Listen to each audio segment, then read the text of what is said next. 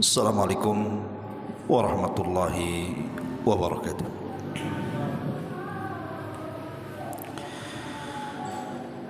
Alhamdulillah wassalatu wassalamu ala Rasulillah wa ala alihi wa sahbihi wa mawalah wa la hawla wa la quwwata illa billahi wa ba'du. Alhamdulillah, segala puja dan pujiannya milik Allah subhanahu wa ta'ala. Salawat dan juga salam tahdiahkan kepada Rasul kita Nabi besar Muhammad sallallahu alaihi wa ala alihi wasallam.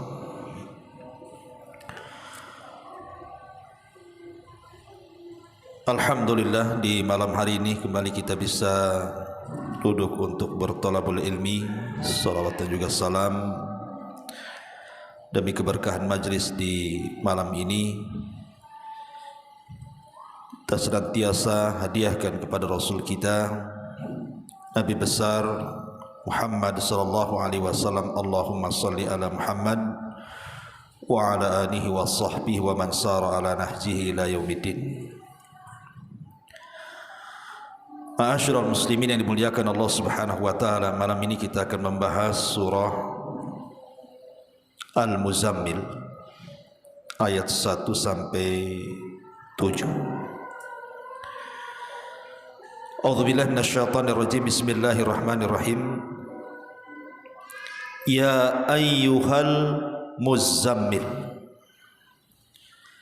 qumil laila illa qalila nisfahu aw inqus minhu qalila aw zid alaihi wa rattilil qur'ana tartila. Inna sanulqi alaika qawlan thaqila inna nashi'atal laili hiya ashaddu wat'an wa aqwamu qila inna laka fin nahari sabhan tawila wadhkur isma rabbika wa tabattal ilaihi tabtila. Wahai orang yang berselimut, maksudnya Nabi sallallahu alaihi wasallam, bangunlah pada malam hari kecuali sebagian kecil, yaitu separuhnya atau kurang dari itu, sedikit atau lebih dari seperdua itu, dan bacalah Al-Quran itu dengan perlahan-lahan. Sesungguhnya kami akan menurunkan kepadamu perkataan yang sangat berat. Sesungguhnya bangun di malam hari itu lebih kuat mengisi jiwa, dan bacaan di waktu itu lebih berkesan kepada hati. Sungguh bagimu pada siang hari amat sibuk dengan urusan-urusan yang panjang,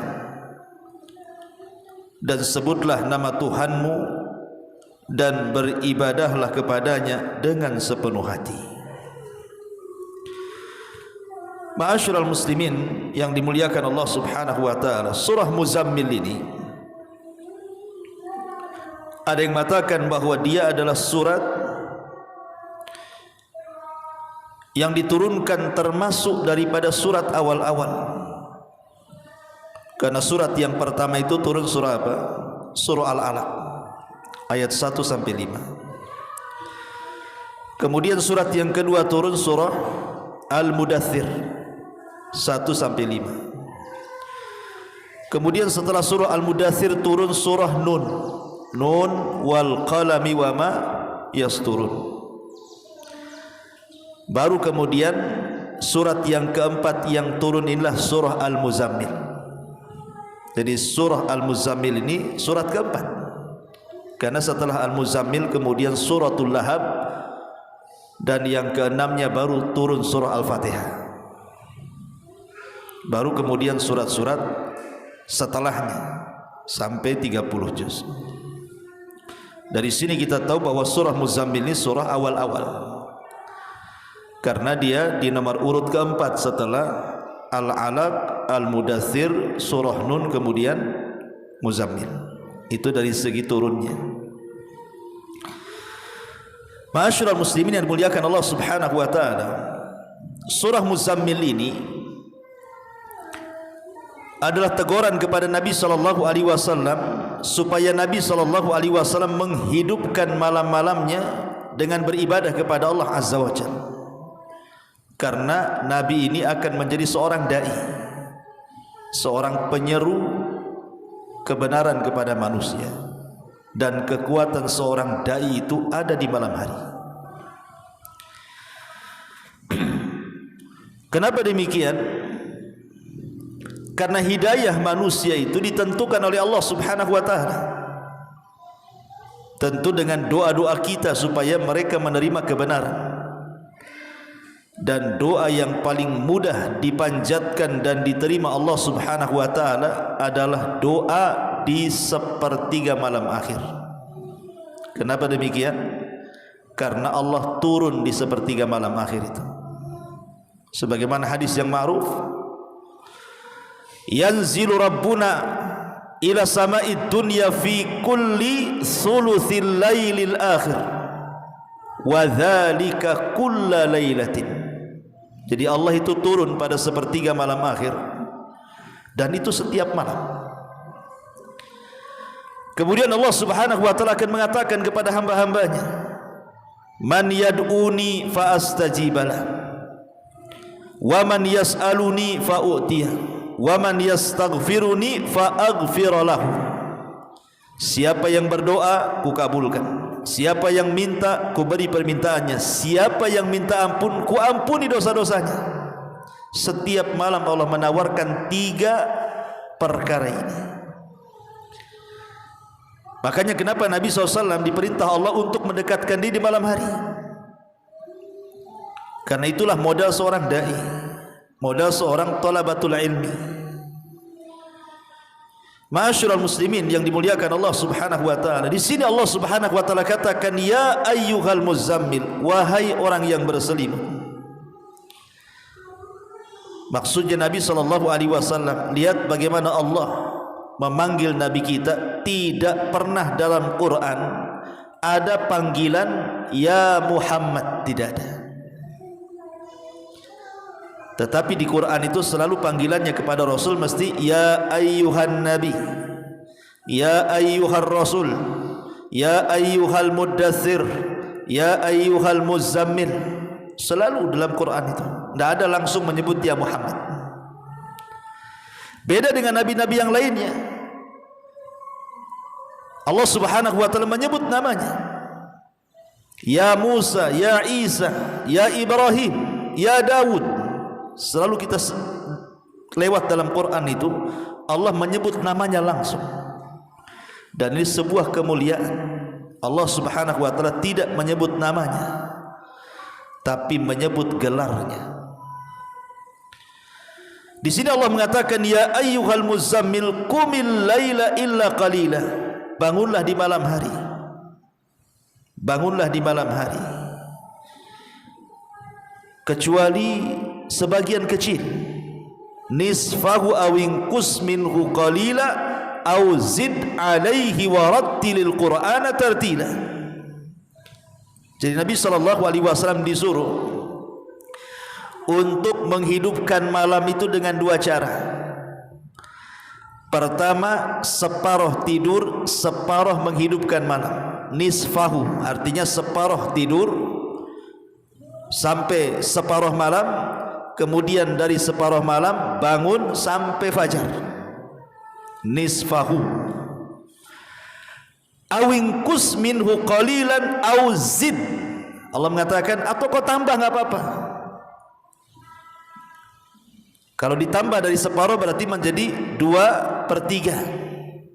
Karena malam itu kan dibagi 3, ada sepertiga malam awal, ada sepertiga malam tengah, ada sepertiga malam akhir.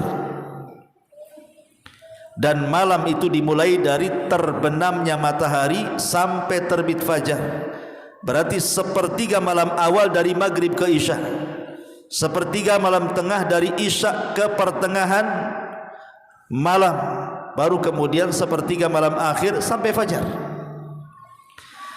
Jadi Nabi SAW diperintahkan Allah untuk tidur separuh malam atau 2/3 malam. Karena di sini Allah mengatakan nisfahu awingkus minhu qalila au zid alaihi. Boleh kau tambah dari separuh itu menjadi sedikit lagi. Kata para ulama maksudnya Nabi SAW boleh tidur di waktu malam itu, menghabiskan waktunya separuh malam atau 2/3 malam. Baru setelah itu bangun. Berarti cara tidurnya Nabi SAW, habis isya tidur, kemudian jam 12 bangun, kemudian tidak tidur lagi sampai fajar, atau dilebihkan 2/3 mungkin sampai jam 2, baru kemudian setelahnya bangun sampai fajar. Itu cara tidur Nabi. Kalau cara tidur kita kan tidak ya. Memang tidurnya jam 11, bangunnya adzan subuh, yang bangun, yang tak bangun bablas.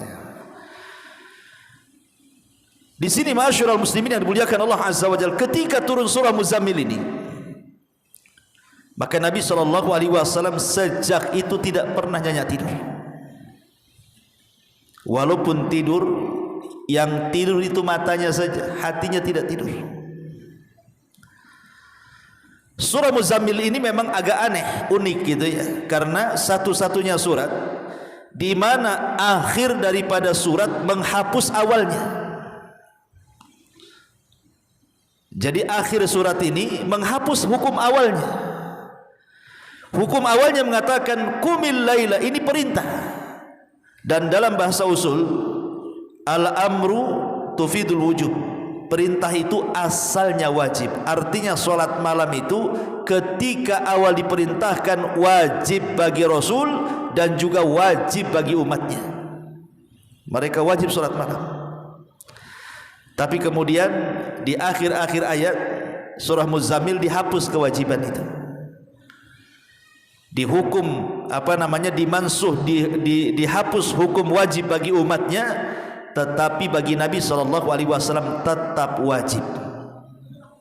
Jadi solat malam bagi kita sunnah, tapi bagi Nabi itu wajib. Makanya Nabi SAW tidak pernah meninggalkan solat malam kecuali 1 kali. Itu pun diperselisihkan apakah Nabi sholat atau tidak, maksudnya sholat malam, ketika Rasul sedang haji di Hudaybiyah. Jadi ketika Nabi SAW sedang melaksanakan haji di Muzdalifah, apakah Nabi SAW ketika itu sholat malam atau tidak? Walaupun pada hukum asalnya tentu Rasul sholat malam, tapi selama hayatnya Rasul tidak pernah meninggalkan solat malam, karena bagi dia solat malam itu wajib masalahnya. Bahkan saking tiap malam Nabi SAW solat malam itu sampai kakinya pecah-pecah. Jadi satu malam Aisyah radhiyallahu anha ini tertidur bersama Rasul, kemudian Nabi SAW bangun kemudian solat malam. Tiba-tiba Aisyah radhiyallahu anha terbangun, kemudian meraba-raba, terabalah kaki Nabi SAW yang sedang sholat itu. Rupanya kakinya pecah-pecah. Esok harinya Aisyah radhiyallahu anha mengatakan, ya Rasulullah, kenapa kau tidak mencukupkan yang jelas-jelas wajib saja? Bukankah engkau ini sudah diampuni dosamu yang telah, yang sedang, dan yang akan datang? Tapi Nabi SAW mengatakan, ya Aisyah, afala akunu abdan syakura, salahkah saya menjadi hamba Allah yang bersyukur? Makanya Rasul sampai meninggal tidak pernah meninggalkan qiyamul lail.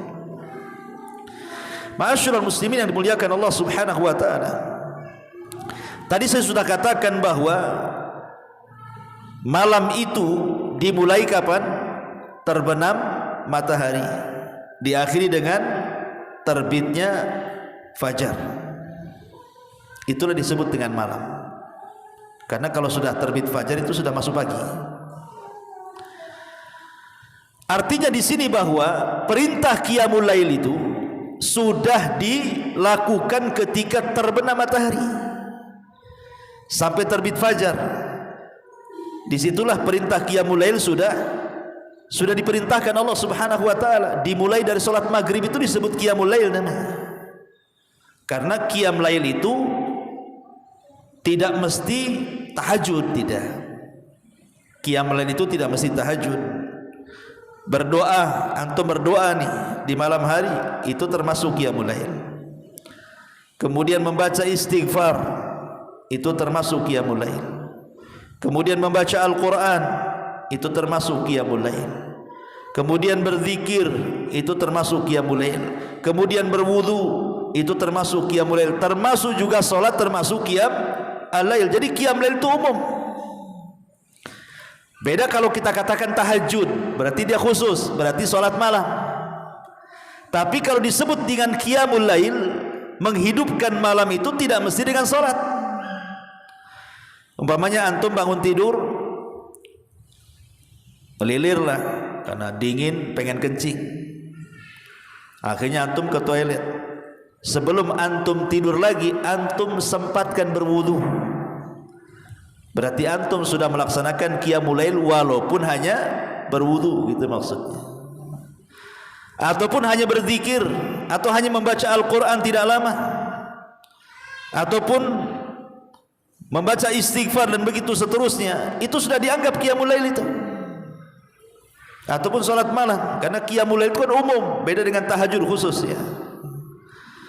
Makanya orang yang kemudian melaksanakan salat isya berjamaah, kemudian juga ditutup dengan salat subuh berjamaah, seolah-olah antum menegakkan qiyamul lail dari awal sampai akhir.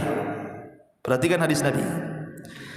Nabi SAW mengatakan, hadis dalam yang dikeluarkan Imam Abi Dawud, man shallal isya fi jama'atin kana ka qiyami nisfi lailin wa man shallal isya wal fajra fi jama'atin kana ka qiyamil laili kulli. Barang siapa yang salat isya berjamaah, seolah-olah dia menghidupkan separuh malam. Tapi barang siapa yang salat isya berjamaah plus dengan subuh berjamaah, maka seolah-olah anda menghidupkan malam itu dengan qiyamul lail. Kenapa? Karena salat isya berjamaah separuh malam kita dapat, salat subuh berjamaah separuh malam. Jadi kalau digabungkan jadi satu malam suntuk, seolah-olah kita ini tidak tidur beribadah tuh. Bayangkan hanya melaksanakan dua salat ini saja. Salat isya berjamaah, salat subuh berjamaah, kemudian lebihnya antum tidur, itu sudah dicatat antum qiyamul lail satu malam suntuk, mulai terbenam matahari sampai terbit fajar.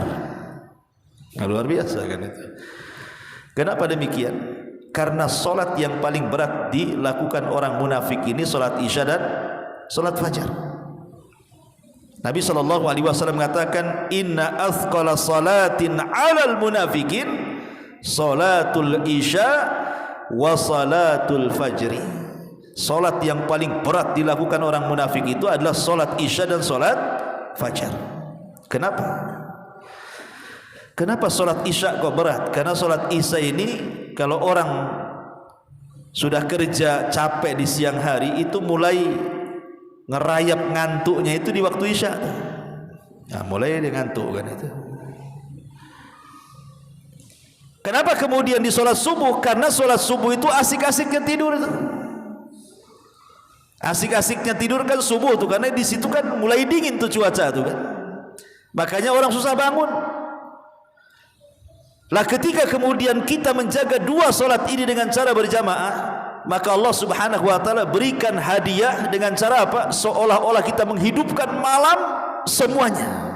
Asal syaratnya isya jamaah, subuh jamaah. Ma'asyiral muslimin yang dimuliakan Allah Azza wa Jalla.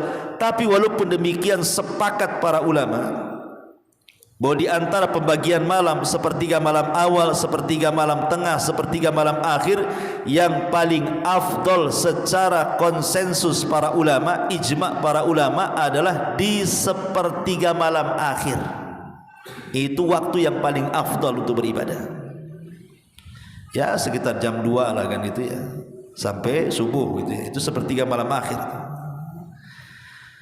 Kenapa demikian? Lihat Nabi SAW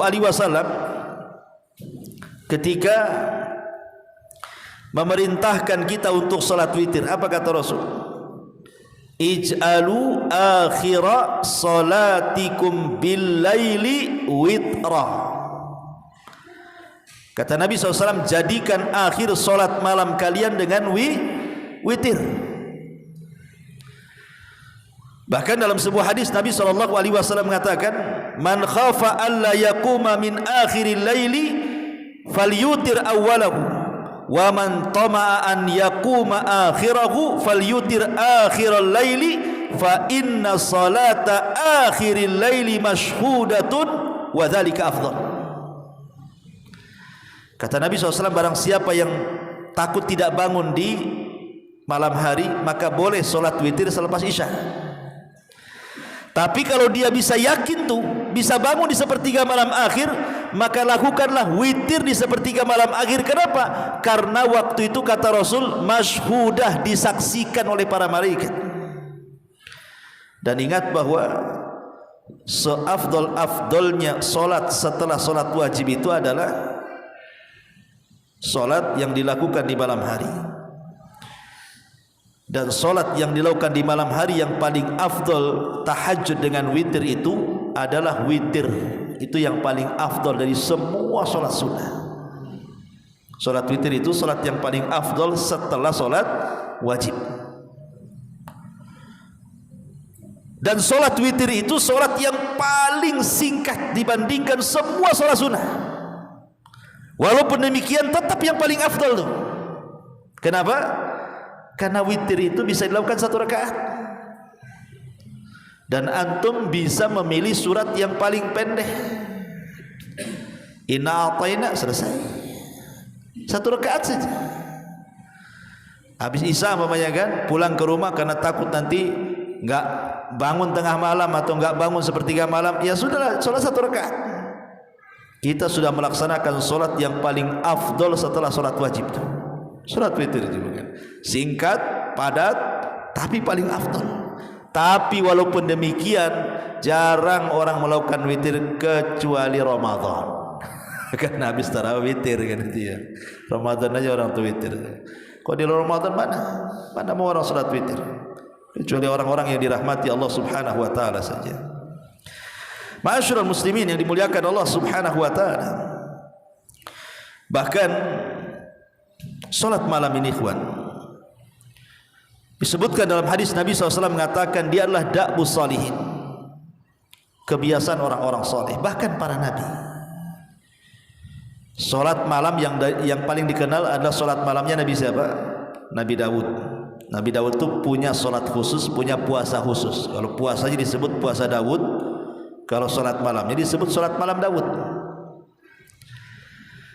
Nabi SAW mengatakan dari hadis Abdullah ibn Amr ibn As radhiyallahu an, Rasul bersabda, ahabbus salati ilallah salatu Daud. Salat yang paling dicintai Allah adalah salatnya Nabi Daud.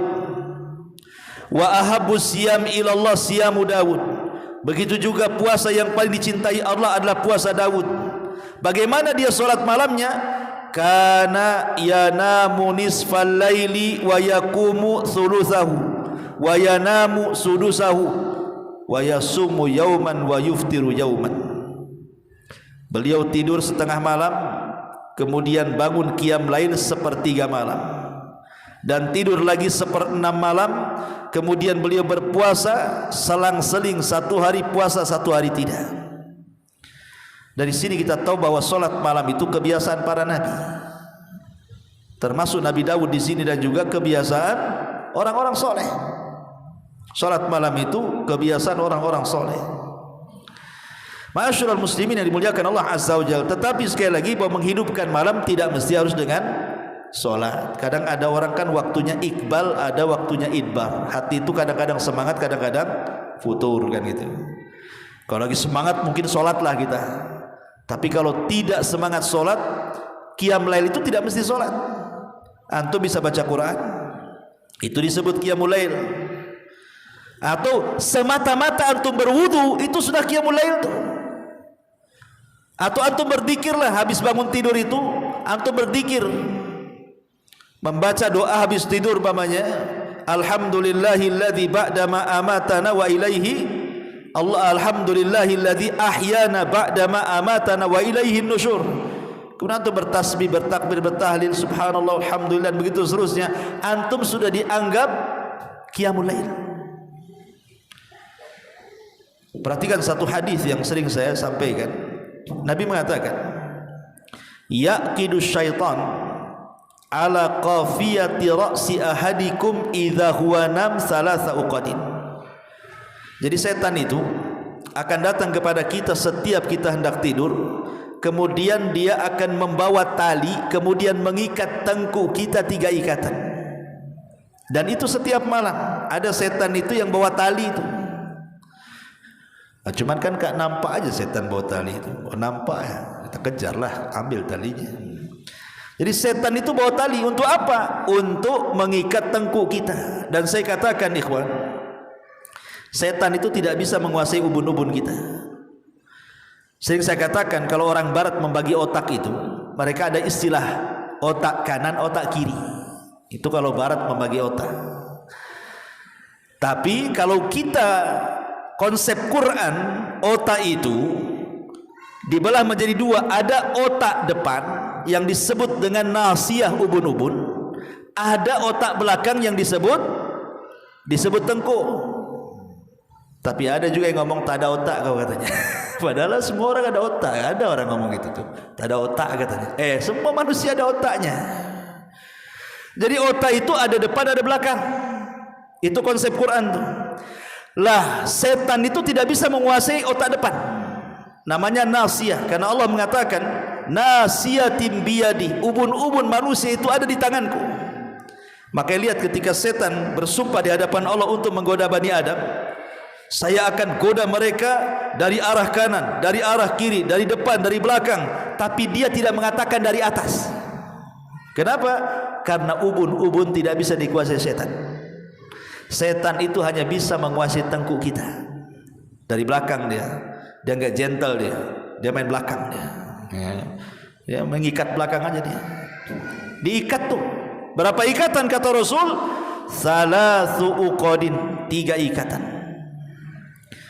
Kullu uqdatin makana alaika lailun tawilun. Setiap setan itu mengikat tengkuk kita 1 ikatan tuh, maka setan akan memantra-mantrai itu dengan mengatakan lailun tawilun farqud, malam masih panjang, tidur. Nah, itulah mantranya setan tuh. Kemudian diikat lagi, ngomong gitu lagi, maka naha alaika lailun tawilun, tetaplah kau tidur, nyenyak-nyenyakkanlah, nyaman-nyamankanlah, malam masih panjang. Itu mantra keduanya. Diikat lagi yang ketiga, sama juga mantranya kayak gitu tuh. Tidur, tidur, itu mantranya tuh.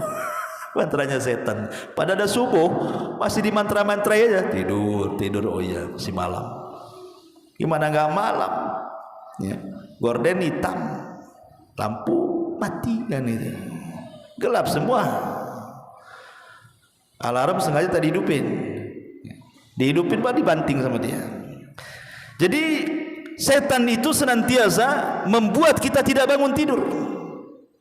Tetapi kata Nabi SAW, kalau dia terbangun nih seorang yang beriman, kemudian dia fadzakarallah, pertama dia berzikir kepada Allah, hilang 1 ikatan. Dia langsung bangun, kita berdoa, alhamdulillahilladzi ahyana ba'da ma amatana wa ilaihin nusyur. Zikir itu hilang 1 ikatan. Kemudian setelah dia berzikir, ambil air, berwudu dia. Kata Rasul, wa idza tawaddaa halat uqdatun, apabila dia berwudu hilanglah 2 ikatan. Kemudian habis wudu salat dia, wa in shalla halat uqdatun, apabila dia salat maka 3 ikatan hilang 3-tiganya. Dari sini kata para ulama menunjukkan apa? Di sini ada zikir, ada wudu, ada salat. Jadi qiyam lail itu tidak mesti salat kan itu ya. Pamannya malas ya sudahlah kita banyak baca Quran saja. Karena baca Quran bagian daripada zikir. Atau kalau malas baca Quran, ya zikir sajalah, subhanallah, subhanallah, subhanallah. Atau kalau malas banyak-banyak istighfar ajalah. Jadi qiyam lail itu banyak pilihan. Tapi kalau kita bisa menggabungkan semuanya, kita bisa berzikir, habis itu kita wudu, habis itu kita qiyamul lail, maka semua ikatan setan hilang. Dan di pagi hari kata Nabi SAW, maka dia akan terbangun nasyitan tayyiban nafsi, wa illa asbah khabithun nafsi kaslan, kata Rasul. Kalau dia tidak melakukannya, maka jiwanya akan jahat. Tapi kalau dia melakukannya, berzikir, wudu, kemudian salat malam, maka jiwanya akan baik dan hidupnya akan semangat dan terarah ke mana dia harus melangkah hari itu.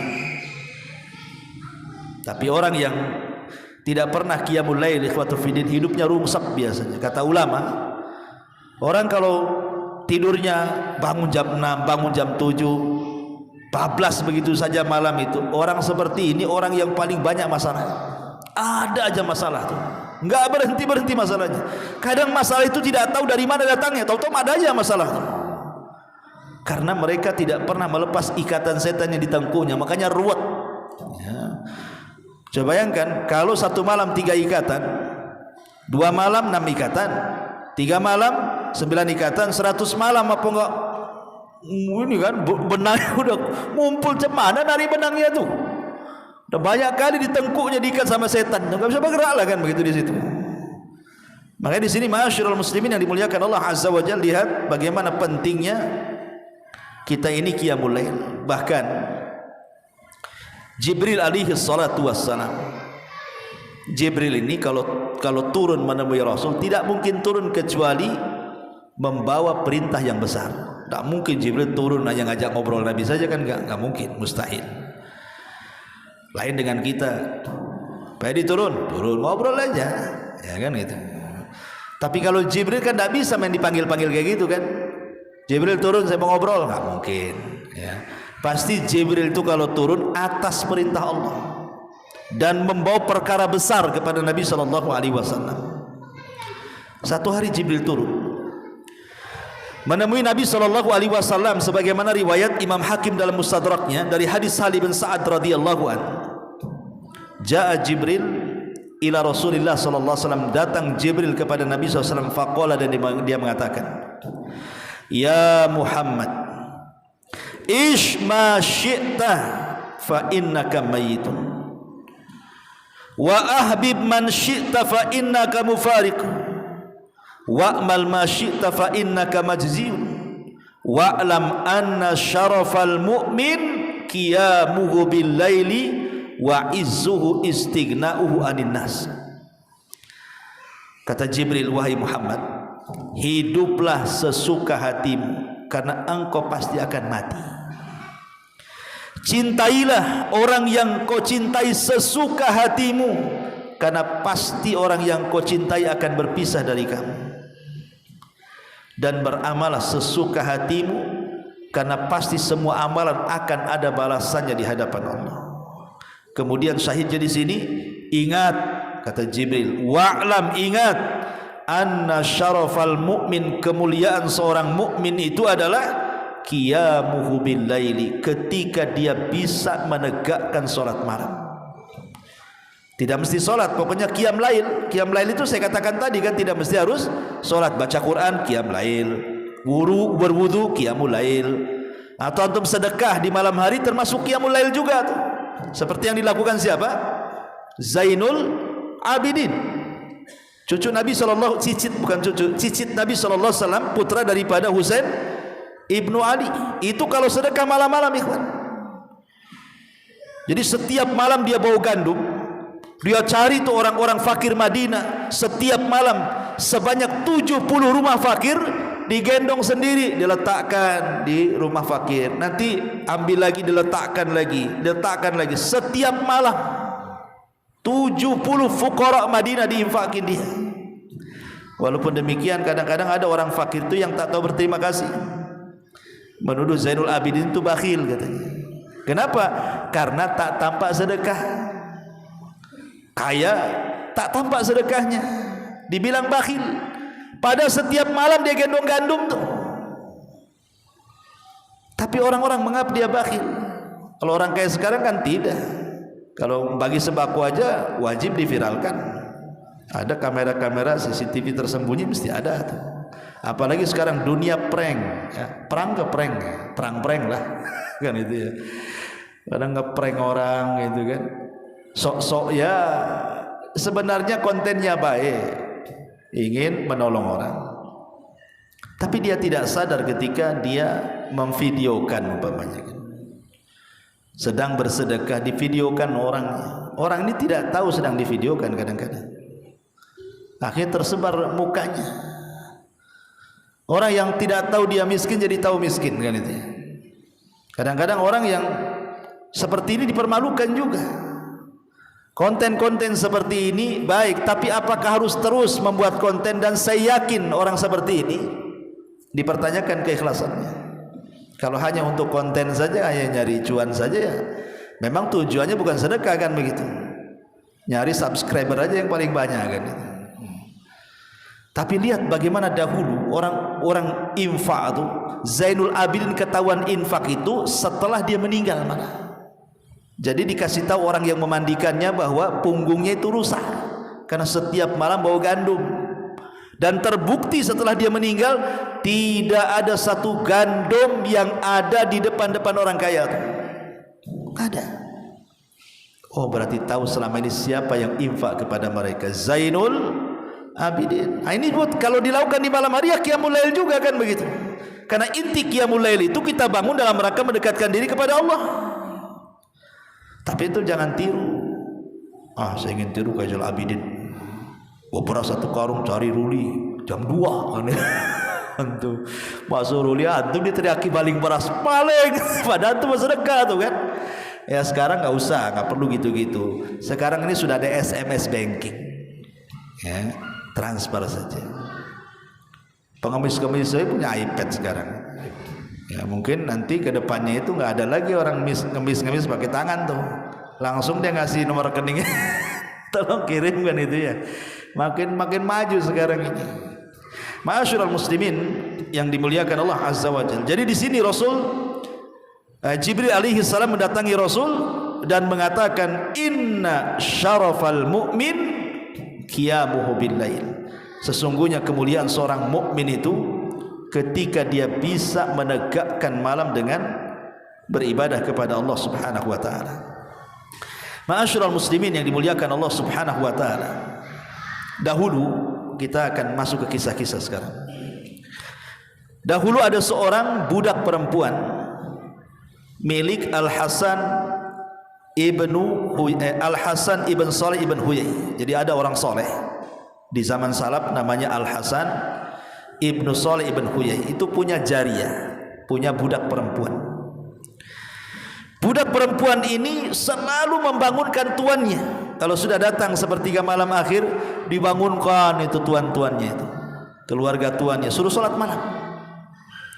Dan memang keluarganya Al-Hasan ibn Salih ini semua istrinya, dia, anak-anaknya sholat malam. Dan yang membangunkan ini biasanya budak wanitanya ini. Ya, nanti kalau sudah semua tuan-tuannya sholat, baru dia sholat. Entah kepepet ekonomi Al-Hasan ibn Salih ini, akhirnya dijualah budak wanita ini. Padahal itu sebagai alarm dia kan itu, yang selalu membangunkan tiap malam kan budaknya tuh. Dijual nih budak ini. Dijual kepada keluarga yang tidak pernah sholat malam. Ya sholat subuh tapi tidak pernah sholat malam.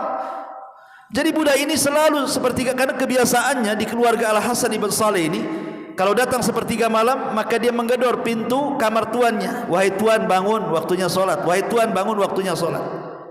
Jadi di keluarga baru ini dia selalu membangunkan, tapi tidak ada satupun yang bangun.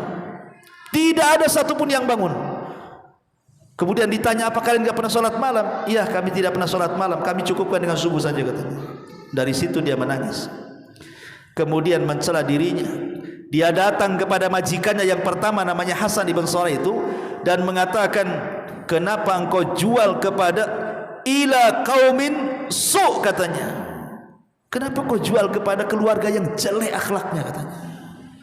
Kata Hasan Ibnu Saleh, kenapa emangnya? Hum la yusalluna bil lail. Mereka tidak pernah sholat malam. Bayangkan orang dulu, orang enggak sholat malam itu dibilang keluarga jelek. Orang dulu gitu ya. Orang salaf itu kalau tidak sholat malam dibilang keluarga jelek itu. Kalau sekarang kira-kira apa sebutannya? Sekarang masih untung lah sholat subuh tuh, masih dibilang baik tuh. Baik orang itu, kenapa? Masih nampak subuh. Kalau sekarang ini turun derajatnya. Yang penting subuh nampak dah baik kan itu. Tapi lihat ulama dulu, subhanallah ya. Ma'asyiral muslimin yang dimuliakan Allah azza wa jalla, Abu Hurairah radhiyallahu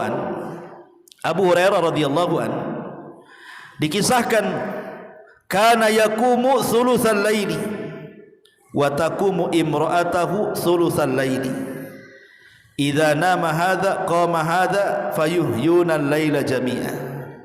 Abu Hurairah ini dia bangun duluan, kemudian sholat sepertiga malam.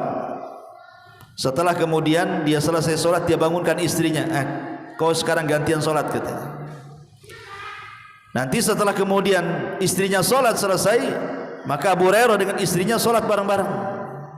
Itulah kebiasaan Abu Hurairah radhiyallahu anhu. Makanya Rasul mengatakan apa? Rahimallahu rajulan. Kata Rasul, rahimallahu rajulan. Semoga Allah merahmati seseorang, katanya. Qama minal laili wa aiqadha ahla. Dia bangun tengah malam, kemudian dia bangunkan istrinya. Kalau tidak bangun, dia ambil air diperciki wajahnya. Bangun. Wa rahimallahu imra'atan. Begitu juga Allah rahmati seorang wanita. Qamat minal laili wa aiqadat zaujaha. Dia bangun di tengah malam, dia bangunkan suaminya. Kalau tak mau bangun, dia ambil air diperciki di wajahnya. Bangun. Lihat, Allah mengatakan apa? Rasul mengatakan apa? Dua-duanya dirahmati Allah. Ini kalau suami istri seperti ini kan asik tuh ya. Dua-duanya dimantau. Ini enggak.